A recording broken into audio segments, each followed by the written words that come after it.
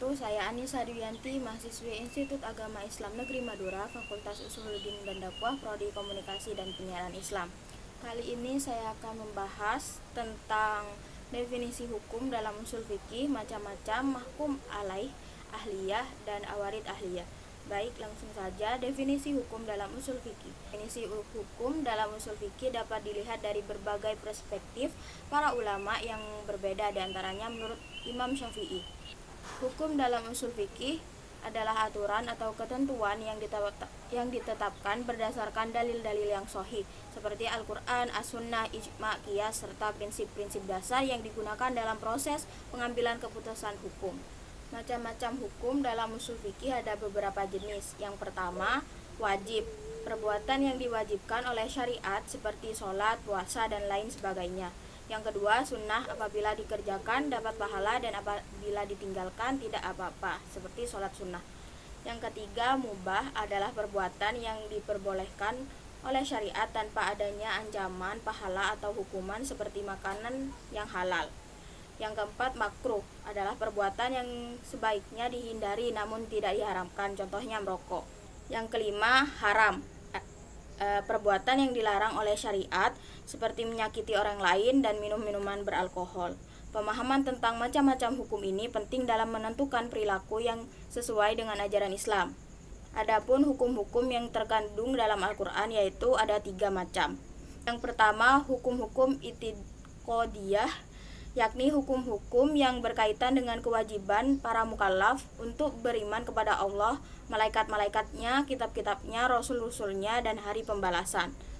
Yang kedua, hukum-hukum akhlak, yakni tingkah laku yang berhubungan dengan kewajiban mukallaf untuk menghiasi dirinya dengan sifat-sifat keutamaan dan menjauhkan dirinya dari sifat-sifat yang tercela.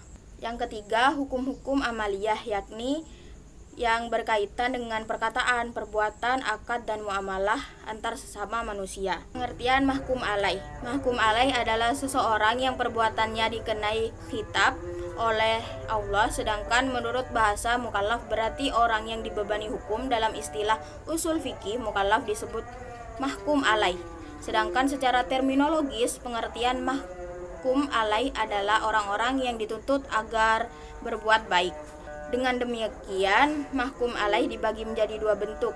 Yang pertama, mahkum alaih yang mukallaf, orang Islam yang sudah baligh dan berakal sehat.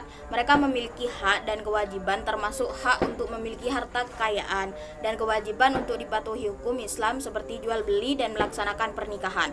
Yang kedua, mahkum alaih yang bukan mukallaf, yang juga memiliki hak dan kewajiban. Mereka dapat memiliki harta kekayaan dan melakukan transaksi seperti jual beli, sedekah, dan sewa menyewa.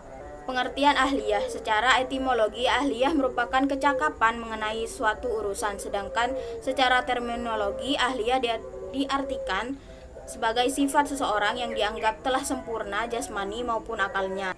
Ahliyah dibagi menjadi 2 macam. Yang pertama, ahliyah al-ada, kecakapan bertindak, adalah kondisi yang secara langsung menghilangkan kewajiban, misalnya kematian.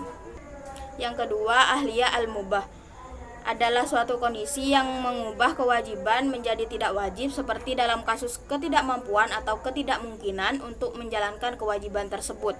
Pengertian awarid ahliyah. Awarid ahliyah adalah hambatan yang menghalangi seseorang untuk menjalankan ketentuan syariah, sehingga mereka tidak dapat melaksanakan ketentuan tersebut atau memperoleh keringanan. Para ahli usul fikih mengelompokkan awarid ahliyah menjadi 3. Yang pertama, hambatan alamiah, adalah hambatan yang tidak dapat dihindari oleh individu dan terjadi tanpa kehendak mereka, seperti kegiatan tidur dan pingsan. Yang kedua, hambatan disebabkan oleh tindakan individu sendiri seperti mabuk, kebodohan, hutang, dan boros.